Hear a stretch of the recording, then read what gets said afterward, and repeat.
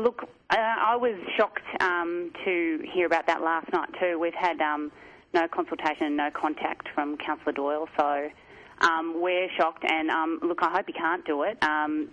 But we'll be...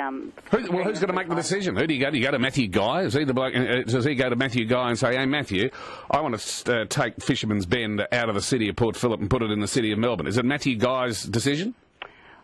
Look, I actually don't know whether it's Matthew Guy's decision alone. I'm sure that Matthew Guy has something to say about it, and I see him quoted in the paper as well.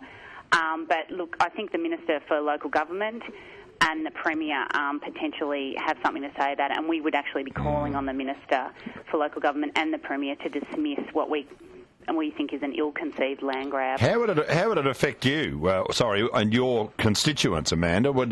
Is there oil under that area or something? No. Dollars in rates. Well, yes. I mean, I think that is potentially what's going on here. Obviously, I don't know what's prompted... So you're saying the Lord Mayor doesn't want the land, he wants the rates?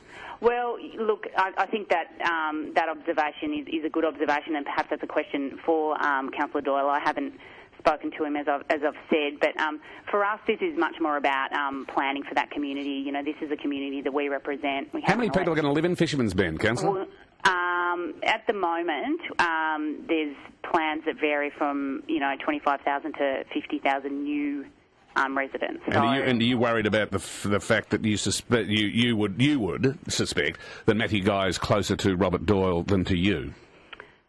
Well, look, I'm reading in the paper this morning as you are, and I was, the first I heard was when I was called to quote last night by the journalist, and it appears that the two of them have spoken.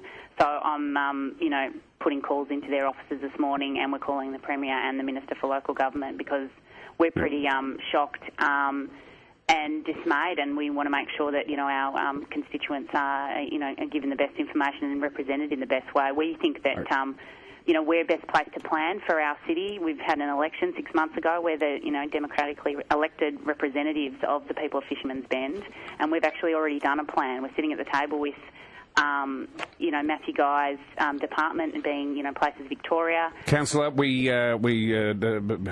must away. We thank you very much for your time this morning.